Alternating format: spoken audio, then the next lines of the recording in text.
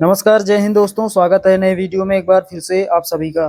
दोस्तों, आज की इस वीडियो में हम लोग सीखने वाले हैं समांतर माध्य कैसे निकालते हैं, माध्य कैसे निकाला जाता है, मीन कैसे निकालते हैं। समांतर माध्य को अंग्रेजी में मीन कहते हैं, MEAN।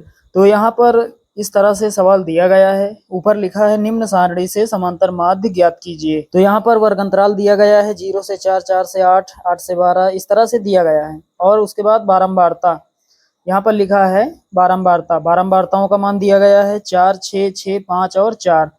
साथियों, जब भी हमें समांतर माध्य निकालना होता है, हमें दो खाने अलग से बनाने पड़ते हैं। हमने पहले से ही इस तरह से बना ली। तो चलिए दोस्तों, अब समांतर माध्य निकालते हैं।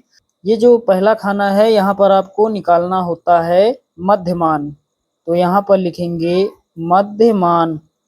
मध्यमान को x से लिखा जाता है, स्मॉल x।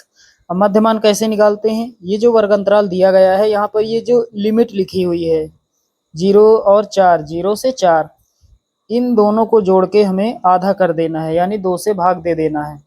0 में 4 जोड़ेंगे कितना होगा? 4 होगा। 4 को 2 से भाग देंगे कितना होगा? 2 होगा। ठीक सामने लिखेंगे 2। अब 4 और 8 दोनों को जोड़ेंगे 12, 12 को 2 से भाग देंगे 6 होगा।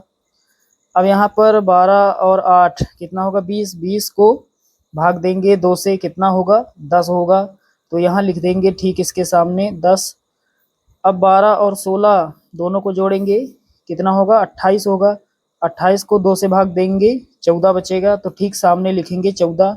अब 16 और 20 कितना होगा? ये होगा 36। 36 को 2 से भाग देंगे कितना होगा? 18। तो मध्यमान कैसे निकाला जाता है आप सभी ने यहाँ पर समझ लिया होगा। अब अगला जो खाना है, यहाँ पर आपको करना है f इंटू एक्स। f का गुणा करना है x के साथ। f क्या है? बारंबारता, यानी ये जो बारंबारताएं दी गई हैं, इनका गुणा करना है मध्यमान वाले पदों के साथ। तो चलिए गुणा करके ठीक सामने लिख देते हैं। 4 का गुणा 2 से होगा, 4 दूना 8, ठीक यहाँ पर लिखेंगे सामने 8।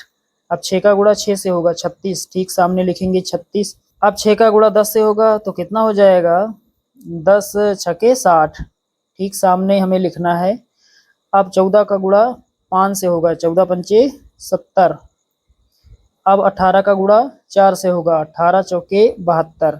अब साथियों, आपको क्या करना है? आपको पीछे आ जाना है। ये जो बारंबारता वाला खाना है, यहाँ लिखा है बारंबारता। तो क्या करेंगे? ये जो संख्याएं दी गई हैं, ये जो बारंबारताएं दी गई हैं, इन सभी को हमें जोड़ना है। तो यहाँ पर हम जोड़ने जा रहे हैं बारंबारताओं को।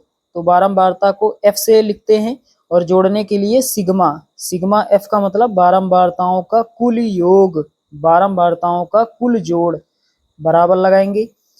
जोड़ लेते हैं, कितना होता है? 6 4 10 और 10 और 10 20, 20 5 25। सभी को जोड़ेंगे कितना आएगा? 25 आएगा। उसके बाद यहाँ पर हमने f इंटू एक्स किया, f इंटू एक्स किया, तो ये सारी संख्याएं हमें प्राप्त हुई हैं। इन सभी संख्याओं को भी हमें जोड़ना है। तो जोड़ने के लिए sigma f into x, f गुणा x का कुल योग, कुल जोड़। चलिए जोड़ लेते हैं। तो 8 और 6 कितना होगा? 8 6 14, 14 और 2 16, 16 का 6 हासिल 1। अब इधर वाली संख्याओं को जोड़ लेते हैं। 3 और 6 9, 9 और 7 कितना होगा? 9 7 हो जाएगा 16, एक हासिल में है 17, 17 और 7 कितना होगा? 24। तो यहाँ पर लिखेंगे 24। टोटल कितना हो जाएगा? 246। चलिए अब हमें क्या करना है? अब हमें सूत्र लगा देना है और आगे थोड़ा हल करना है। तो सूत्र होता है साथियों माध्य का, माध्य या फिर समांतर माध्य। तो माध्य का सूत्र होता है सिग्मा f इंटू एक्स बटे में सिग्मा f। यहाँ रख देते हैं मान। सिग्मा f इंटू एक्स का मान कितना प्राप्त हुआ है? 246 बटे में सिग्मा f। सिग्मा f प्राप्त हुआ है 25। 246 को हमें 25 से भाग देना है। आप सभी लोग भाग देना जानते हैं। चलिए यहाँ दे देते हैं। तो कितनी बार जाएगा? 25 का पहाड़ा पढ़ना, 246 से आगे ना हो। तो 25 नवैया कितना होता है? 225, 9 बार जाएगा। अब यहाँ पर कितना बचेगा? 6 में 5 घटाएंगे 1 बचेगा और 4 में 2 घटाएंगे 2, 21 बचेगा। और यहाँ पर 2 में 2 कुछ नहीं। यहाँ पर अब लगाएंगे दशमलव और यहाँ बढ़ाएंगे 0, 210 हो गया। अब कितनी बार जाएगा, 8 बार, 25 अट्ठे 200। तो 210 में 200 घटाएंगे 10 बचेगा, दशमलव लगा है 0 बढ़ाएंगे कितना हो गया 100, 25 चौके 100। तो यहाँ पर आंसर हमारा आ चुका है। समांतर माध्य कितना होगा, 9.84 और यही हमारा फाइनल आंसर हो जाएगा।